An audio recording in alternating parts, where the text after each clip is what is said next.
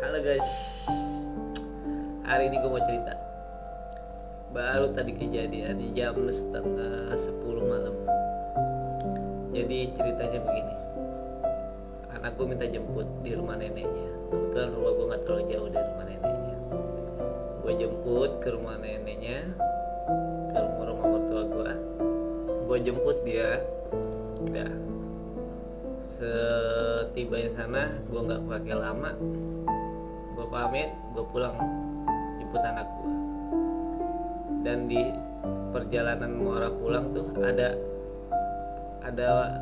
apa namanya, arah ke kiri. Gue biasanya gue ke kiri, tapi ini tiba-tiba gue niatnya sih mau ngeledekin anak gue ke kanan, karena bisa juga ke kanan. Akhirnya gue ambil ke kanan dan gue ngebut. Masuk gue mau bercandain anak gue ngebut sampai polisi tidur pun gue hajar, sampai loncat gue loncat. Oh ya, seru-seruan. Dan ada pertigaan, gue memang harus belok ke kiri buat pulang. Akhirnya gue belok ke kiri, dan sewaktu gue belok kiri, deng, lo tau apa yang terjadi? Ada anak kecil lagi di stop sama seseorang. Dan tahu apa yang diniatin sama tuh orang itu? Mau ngambil tuh handphone anak itu. Dia sendirian, kebetulan jalanan sepi banget guys, beneran jalanan sepi banget. Makanya dia di pegat begini udah tuh anak itu udah dipegat begini. Akhirnya karena ada gua tuh niat, dia yang niat jahat itu kaget ya kan, langsung mundur terus tuh anak langsung lari. Gue sih nggak ngeh awalnya. Akhirnya gue jalan, kebetulan karena dia udah lari, akhirnya dia duluan. Gue jalan karena gue pakai motor tentu lebih cepat. Gue jalan, tiba-tiba nih anak coba berusaha barengin gue, dan gue agak curiga juga sama nih anak. Akhirnya gue pelan-pelan ya kan, gue barengin dia. Terus gue udah curiga. Kebetulan gue liat dia lagi berusaha ngumpetin handphonenya di dalam celananya. Nah, gue curiga nih, wah jangan-jangan tadi dia lagi mau diambil tuh handphonenya.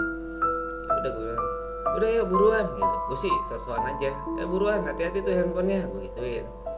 Betul, gue bawa anak gue kan, jadi dia mungkin gak curiga karena gue bawa anak gue. Gue jalan, tuh anak makin panik kan, lari ngejar gue. Akhirnya gue pelan-pelan, gue tanya, tadi kamu di stop ya sama itu orang? Iya pak. Kamu dicegat? Iya.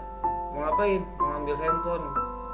Lah, gue kaget kan, ternyata bener dugaan gue. Akhirnya ya udah, bareng ya, gue barengin. Akhirnya gue nggak nawarin dia naik motor, tapi mungkin kalau gue tawarin khawatir dia takut, makanya gue barengin aja. Akhirnya sampainya dia pas dia udah mau nyampe rumahnya, dia ngucapin, Pak makasih banyak Pak, makasih gitu. Pelajaran ini sih jadi artinya ada pelajaran di sini. Pertama, di saat gue pulang yang seharusnya gue belok ke kiri, dan gue memang setiap pulang gue dari rumah mertua gue itu belok ke kiri, ini gue belok ke kanan. Dan itu gue ngebut bercandain anak gue. Dan menurut gue kan ya nggak wajar juga banyak anak gue ngebut gitu kan. Gue motor sampai polisi tidur, sampai loncat begitu. Gue tiba-tiba gue ngebut, dan sampai di sana itu pas tuh anak baru lagi di stop sama orang yang mau ngambil handphone itu. Lu bayangin, itu cara Allah mau nolongin tuh anak lewat hambanya. Padahal ya gue nggak ngelakuin apa-apa, gue cuma lewat. Mungkin kalau aja berantem ya gue takut juga kali ya. Tapi lu bayangin, cara Allah indah banget, bray. Ya Allah, indah banget sis. Allah giring gua buat ke situ, buat nyelamatin tuh anak. So, selalu berpikir positif. Karena kata Allah, ana inda zanni abdidi, dan selalu jaga diri. Dan ingetin buat orang tua, hati-hati bawa handphone, anak-anaknya pada bawa handphone. Hati-hati anaknya pada bawa handphone.